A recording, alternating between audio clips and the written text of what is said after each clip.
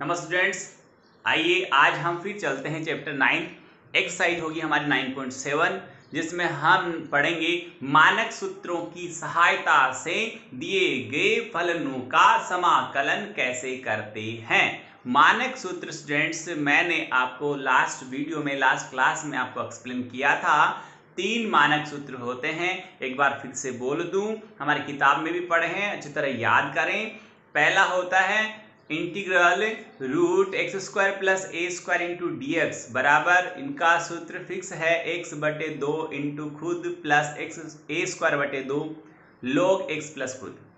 ऐसे दूसरा आएगा वो x square root x square minus a square होगा, उसमें फर्क इतना सा है कि निशान माइनस का आएगा। जो मैंने ए स्क्वायर बाई 2 के पहले प्लस बोला था वहां क्या आ गया माइनस। और तीसरा जो फॉर्म आएगा वो आएगा हमारे पास में root a square minus x square into D x is equal x by 2 into खुद और plus a square by 2 into sine inverse x upon ए।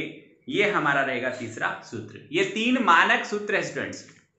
जब हम इन 3 मानक सूत्र की सहायता से आज 9.7 एक्सरसाइज पढ़ेंगे, और मैं आप सबसे एक रिक्वेस्ट करना चाह रहा हूं कि 9.7 ये लास्ट एक्सरसाइज होगा।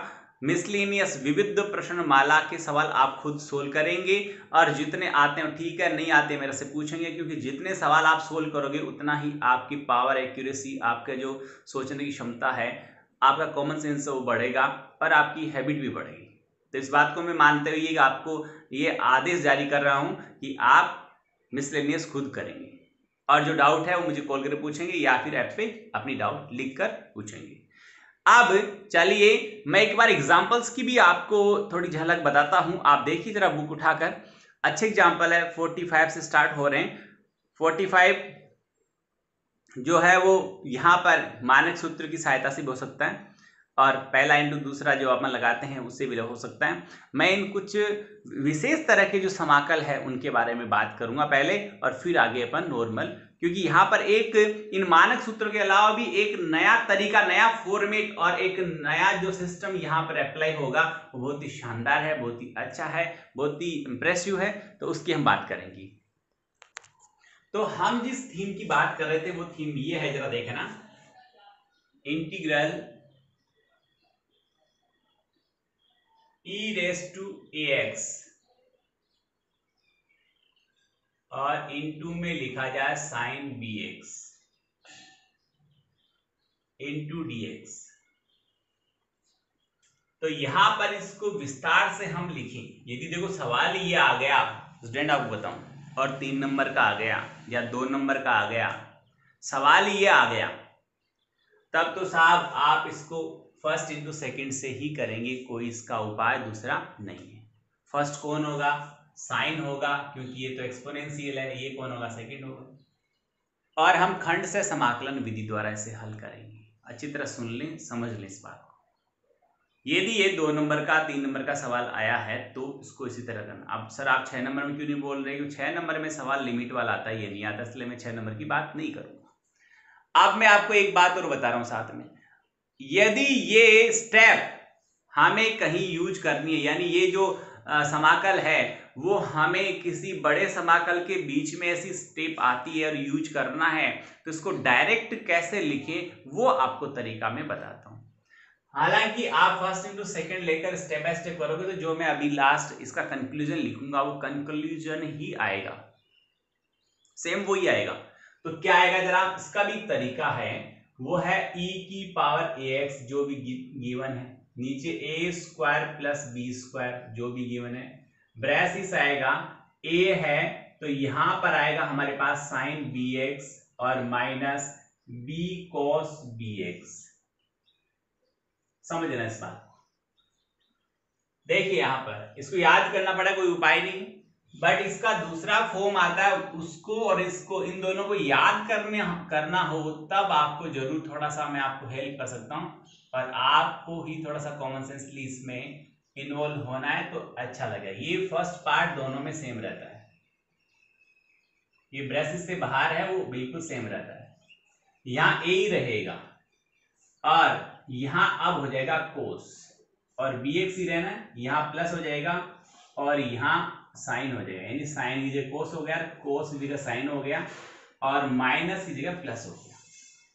ये दो स्टैंडर्ड फॉर्म है जो आपको यदि किसी बड़े इंटीग्रल के बीच में कहीं ऐसी स्टेप्स आती है, ऐसा फॉर्मेशन बनता है, तो उसको डायरेक्टली आप ऐसा ले सकते हैं। बट सवाल ये आया और कहे समाकलन कीजिए, सवाल ये आया कहे समाकलन कीजिए, तब आपको स्टेप बाय स्टेप सोल्व करना है। पहला इंटू दूसरा खंड से समाकलन यानी इंटीग्रेशन विद पार्ट्स ही करना है।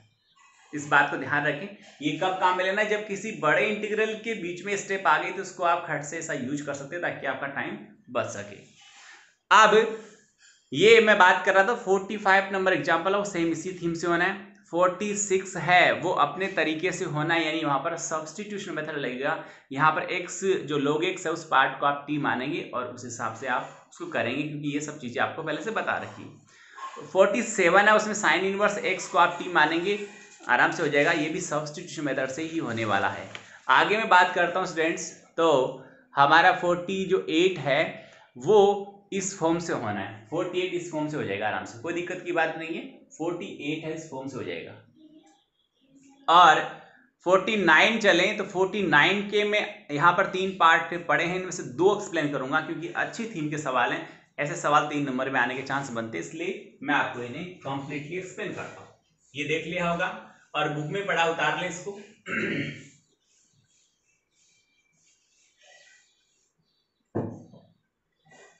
आप देखिए हम चर्चा कर रहे थे 40 एग्जाम्पल हमारा 49 नंबर एग्जाम्पल है। उसके 3 पार्ट हैं, उनमें से मैं फर्स्ट पार्ट सबसे पहले आपको एक्सप्लेन करूंगा। हालांकि ऐसे सवाल पहले से आ चुके हैं, बट यहाँ पर जो हम मानक सूत्र पढ़े उनकी सहायता से इसे हल करेंगे, ज़्यादा हमें अच्छा लगेगा और इजी भी होगा। देखो स्टूडेंट, एग्जाम्पल हमारा है 49, उसका फर्स्ट पार्ट है हमारे पास integral x square plus, integral लिख देता हूं उसको, वो तो फंक्शन ही होता है, हमेशा फंक्शन के फॉर्म में लिखा होता है, वो तो इतना ही था। मैं इसके पहले इंटीग्रल का निशान लगा दे इंटू डी एक्स, इसको हम मानक सूत्र में कन्वर्ट कर लेंगे। और गुरुजी यहाँ तो मानक सूत्र आपने पढ़ा है, इसलिए हमें याद है कि मानक सूत्र लगाना। वहां हमें कैसे पता चलेगा कि यही तरीका यूज करना है? तो देखो, जब भी कंप्लीटिंग स्क्वायर की फॉर्म में इस तरह का एल्जेब्रिक फंक्शन मिले तो आप 100% बटे में पढ़ा हो तो भी आप इसे कंप्लीट स्क्वायर बनाएं, और यदि ऊपर अंश में पढ़ा हो तो भी इसे कंप्लीट स्क्वायर ही बनाएं। यानी जब कंप्लीट स्क्वायर बना लोगे तो हमारे पास कंप्लीटिंग स्क्वायर के 9 फॉर्मूले हैं।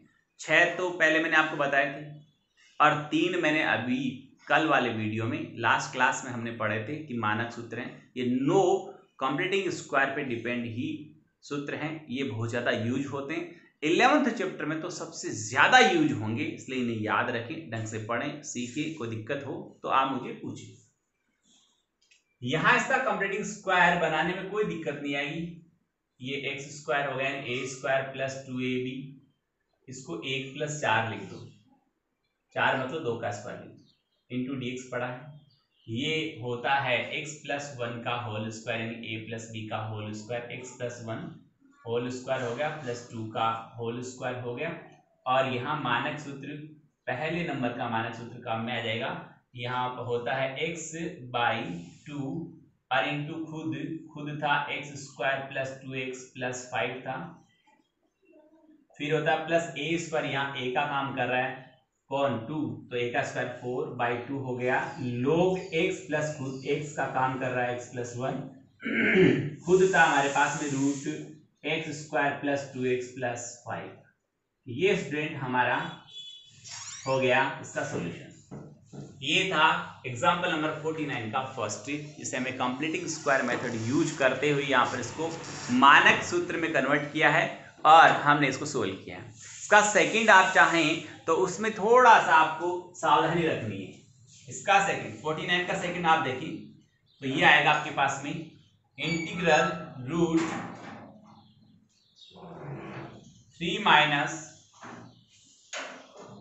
- 2x - x²। Into D x. आप देखिए मैं मेरी धुन में चल रहा हूं, फिर आप ऑब्जर्व करना क्या हो रहा है। मैंने यहाँ माइनस कॉमन ले लिया, इसको लिख दिया एक्स स्क्वायर, क्योंकि यदि कंप्लीटिंग स्क्वायर बनाना है, इसे पूर्ण वर्ग में डालना है, तो पहला पद प्लस का होना ही चाहिए, वरना कोई इलाज नहीं होगा, नहीं आगे सोल्व। तो आइए यहाँ पर क्या हुआ, एक्स स्क्वायर प्लस 2x और -3 हो गया r इंटू डी एक्स।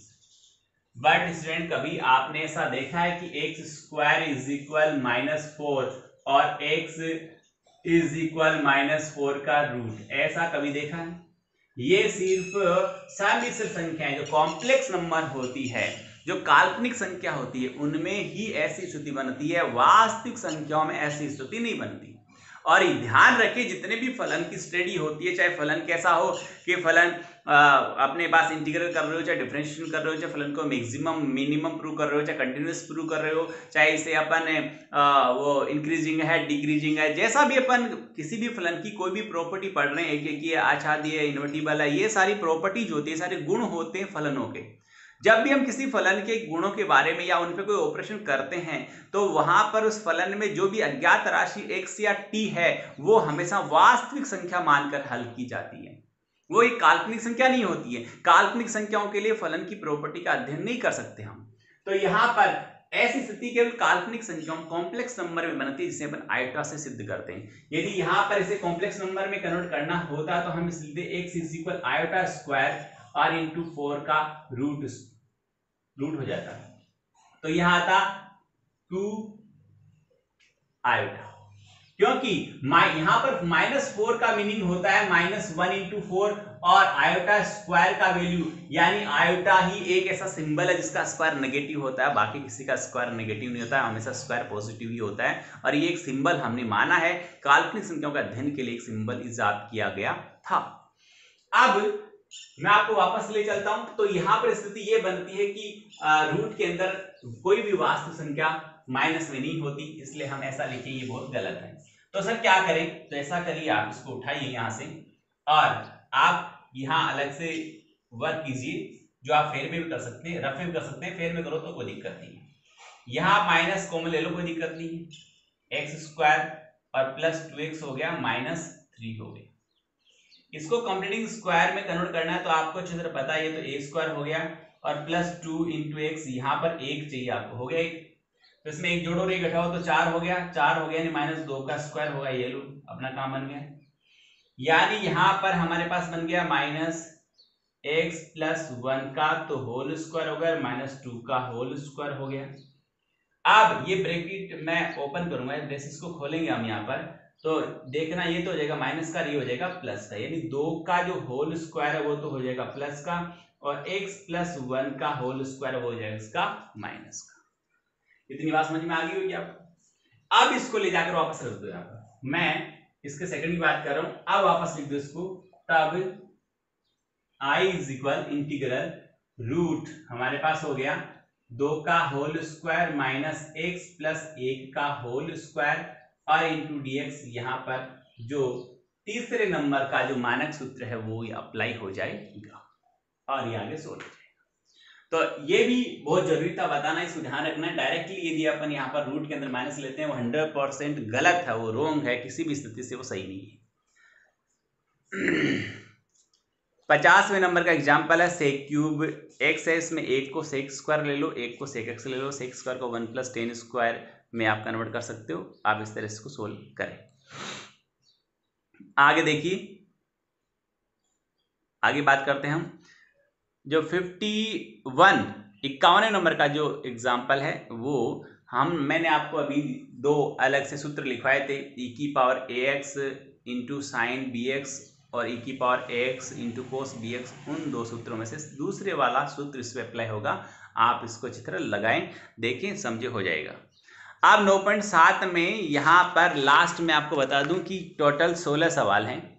16 में से मैं आपको मैक्सिमम 4 या 5 सवाल एक्सप्लेन करता हूँ, 6 या जो लगेगा मुझे कि आपको बताना चाहिए। बाकी आपको थीम में एक्सप्लेन कर दे, उस थीम पर डिपेंड सवाल हैं और उस थीम में उस सवाल को कन्वर्ट करें, उस फॉर्मेशन सवाल को लाएं और आप उसे हल करें, कोई दिक्कत की बात नहीं होगी। तो देखिए मैं पहले पे चलता हूं, तो पहला आपको नहीं बताऊंगा क्योंकि e की power 2x into cos x है, जो अभी मैंने दो सूत्र बताया, तो सेकंड नंबर का सूत्र उस पर अप्लाई होगा। उसके आगे जो दूसरा पड़ा वो साइन log x है, तो log x को t मान लोगे आप, तो 1/x into D X equal D T हो गया यहाँ पर, और यहाँ पर dx equal x into D T हो गया। x का वैल्यू आप यहाँ पर पुट कर देंगे। तो देखिए, और इसके बाद जो थर्ड हमारा है उसको देखो, आपको सेकंड का हिंट चाहिए तो बता सकता हूँ थोड़ा सा मैं और।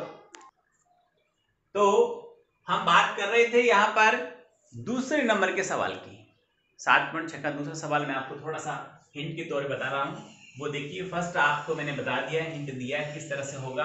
इन सबको याद रखें, और जितनी आप, मैं कह रहा हूँ देखो, करत करत अभ्यास ते जड़मति हो तो सुजान, वो जो आपको श्लोक आपको ध्यान में होगा, और वो एग्जैक्टली सही है 100%। यानी जितनी भी कहावतें बनी हैं उन पे कई वर्षों तक शोध होने के बाद उनको अप्लाई किया गया, इस समाज ने स्वीकार किया, वो बिल्कुल सत्य है।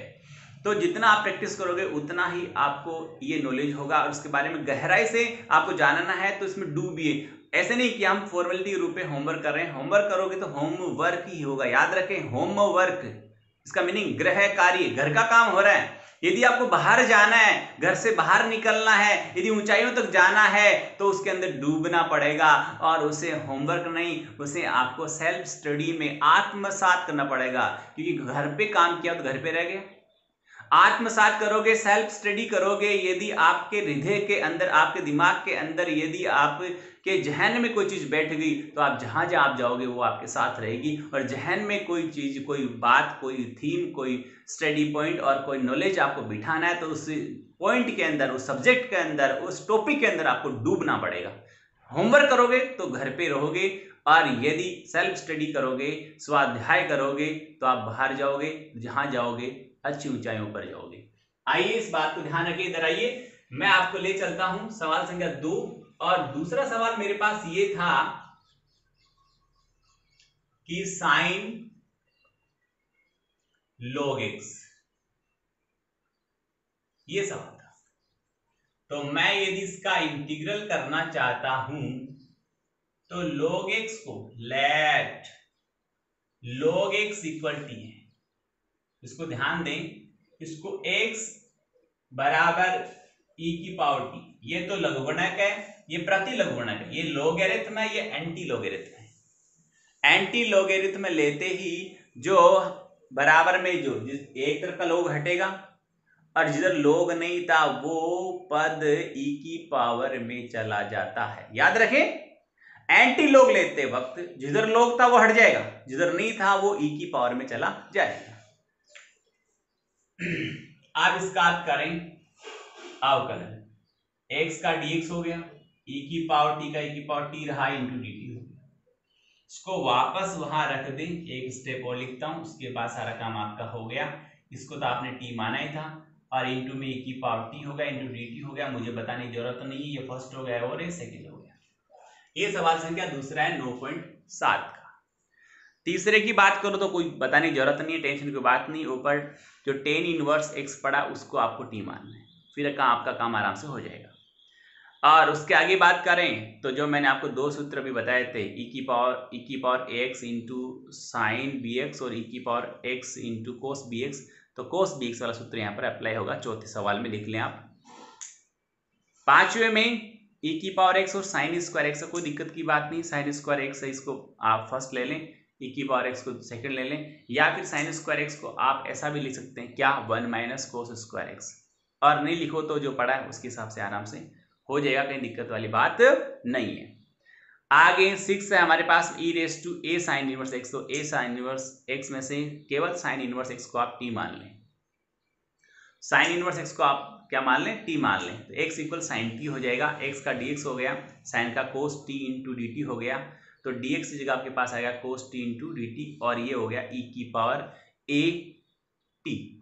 तो यहाँ पर e की पावर a t, वापस वो सूत्र लग गया हमारे पास, कौन सा, जो मैंने अभी दूसरा सूत्र बताया वो वाला लग जाएगा, e की power ax into cos bx वाला यहाँ सूत्र अप्लाई हो जाएगा।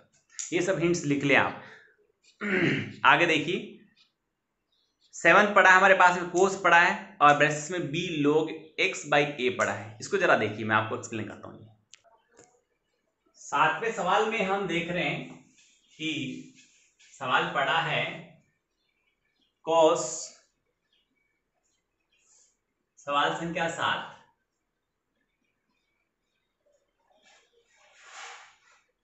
इंटीग्रल कॉस ब्रेसिस में बी लोग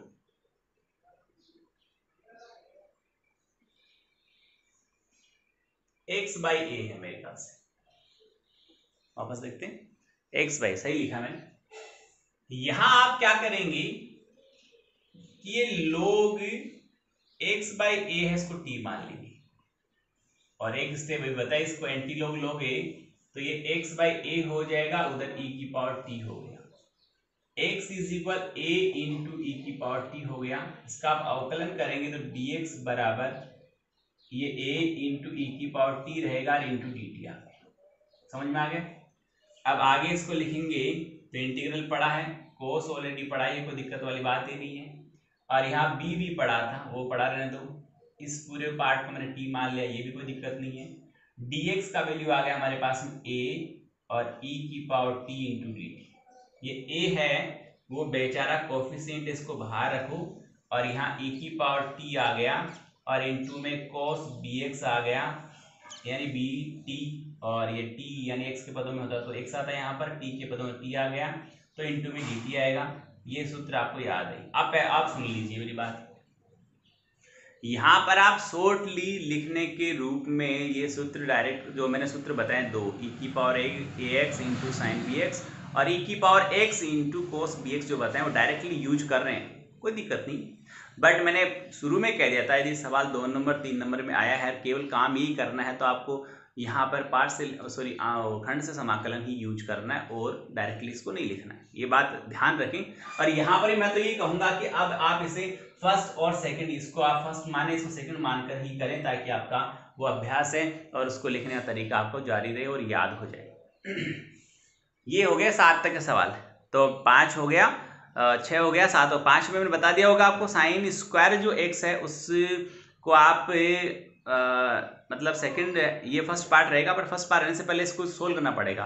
sine square, cos square, ten square, coat square का डायरेक्ट इंटीग्रल नहीं होता, तो साइन स्क्वायर को लिख दें आप 1 माइनस कोस 2x बाई 2, ठीक है। याद रखें कि यदि कोस स्क्वायर होता लिखते 1 प्लस कोस स्क्वायर होता तो लिखते 1 प्लस कोस 2x बाई 2, और यदि साइन स्क्वायर है तो 1 माइनस कोस 2x बाई 2 लिखेंगे, और e की पावर x को दोनों पदों से गुणा करके अलग अलग बना लेंगे और आराम से पहला इंटू दूसरा, यानी आपके यहाँ पर खंड से समाकलन हो जाएगा। तो 7 की बात होगी। 8वें का हिंट आपको दे देता हूँ मैं, इसके बाद आप देखिए, इसको देख लिया होगा, समझ लिया होगा, चाहो तो 8वें की यहाँ जगह पड़ी, मैं यहाँ लिखता हूँ 8वें में पहले मैं सिंपल वे बना देता हूं फंक्शन कोई, और फिर आपको इंटीग्रल कर लेना cos 4x cos 2x, e की पावर x को पढ़ा रहने दो, 1/2 लगाओ, ब्रैकेट लगाओ, और cos 4x प्लस 2x लिख दो, plus cos 4x minus 2x लिख दो, यानी cos a प्लस बी और cos a माइनस बी हो गया। cos a plus B plus cos a minus B जब हम लेते हैं तो उसका रिजल्ट होता है 2 cos a cos b, 2 cos a cos b होता है, ये याद रखें, ठीक है ना।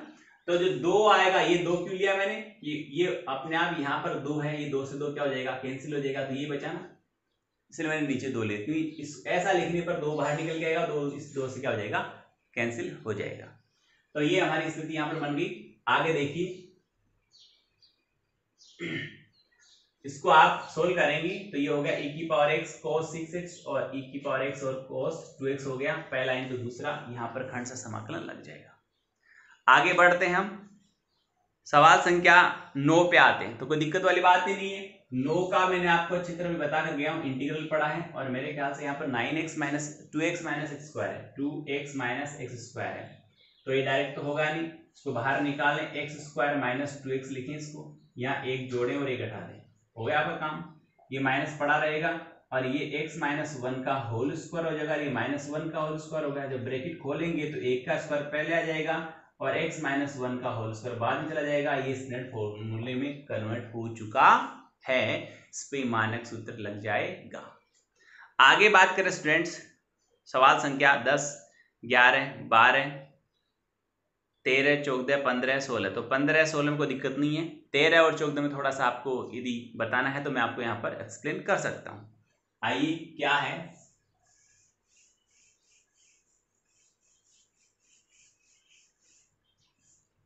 सवाल संख्या 13 की बात करें 9.7 है और ये सवाल में ये है हमारे पास में कि x square integral x square root x की पावर 6 है मेरे ख्याल से, a की पावर 6 माइनस x की पावर 6 इंटू dx। तो i इज इक्वल मैं इसे लिखूंगा इंटीग्रल x स्क्वायर रूट ये a क्यूब का होल स्क्वायर हो जाएगा और ये x क्यूब का होल स्क्वायर इंटू dx हो जाएगा। अब यहां पर हम मानेंगे कि x cube is equal t है, तो यह 3x square into dx equal dt बन गया। यहाँ पर x square into dx equal dt by 3 हो गया।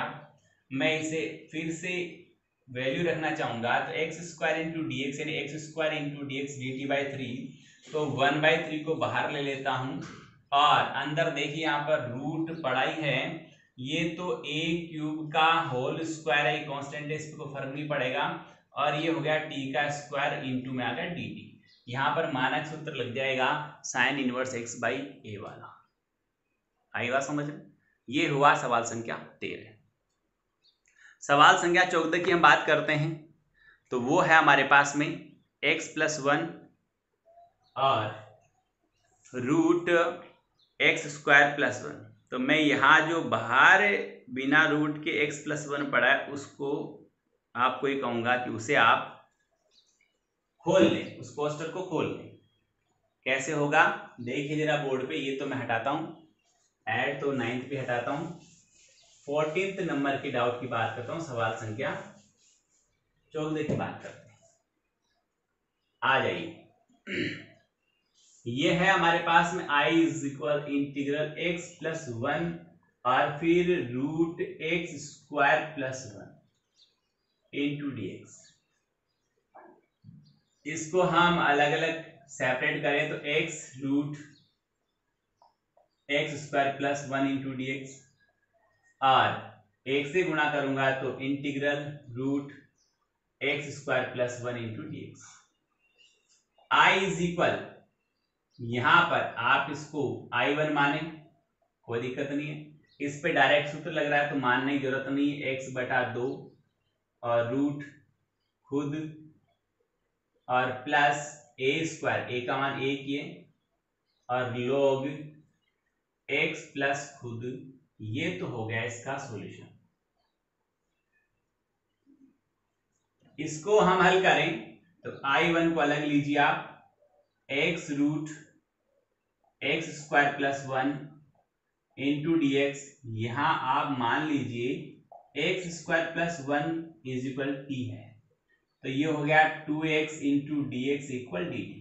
प्रतिस्थापन विधियां काम में ले रहा हूं, x into D X equal हो गया डी टी बाई 2, तो x इंटू डी एक्स तो चला गया डी टी बाई 2, यानी i is equal half integral, ये तो हो गया डी टी बाई 2 में और इसको मैंने क्या माना था, t माना था, तो ये हो गया ये t की पावर 1/2, रूट का मतलब 1/2 पावर होती है। तो देखिए स्टूडेंट्स, t की पावर 1/2 आपको पता है, जब समाकलन आप करते हो तो समाकलन में जितनी उस पर घात है उसमें एक जुड़ जाती है और जुड़ने के बाद जितनी बनती है वो गुणा में चली जाती है, सॉरी भाग में चली जाती है। t की पावर 3/2 हो गया और प्लस यहाँ पर c2 लिख देता हूँ, तो यहाँ पर 3/2, नीचे भी 3/2, बटे में बटा रहता है, उलट की 2/3 होगी, 2 से 2 कैंसिल हो गया। i1 का रिजल्ट आ गया 1/3 t की पावर 3/2 प्लस c2 और t का वैल्यू वापस आप रखते हो तो 1/3 और एक्स स्क्वायर प्लस 1 का होल पावर 3/2 प्लस c2, ये आप समीकरण संख्या 2 को लिख दो और जो मैंने I1 माना था उसको 1 लिख दो, 1 में उठा के वैल्यू रख देना I1 का, आपके पास सवाल संख्या 14 का रिजल्ट आ जाएगा। देखिए यहाँ पर आराम से I1, ये रहा I1 1/3 याद होगी 1/3 एक्स स्क्वायर प्लस 1 का होल पावर 3/2 प्लस जो हमारे पास x/2 आप ऑलरेडी पढ़ा था, C1 और C2 को मिलाकर आप यहाँ पर C लिख सकते हैं, कोई दिक्कत की बात नहीं है। बहुत बहुत धन्यवाद। अच्छी तरह देखें, पढ़ाई करें, मेहनत करें।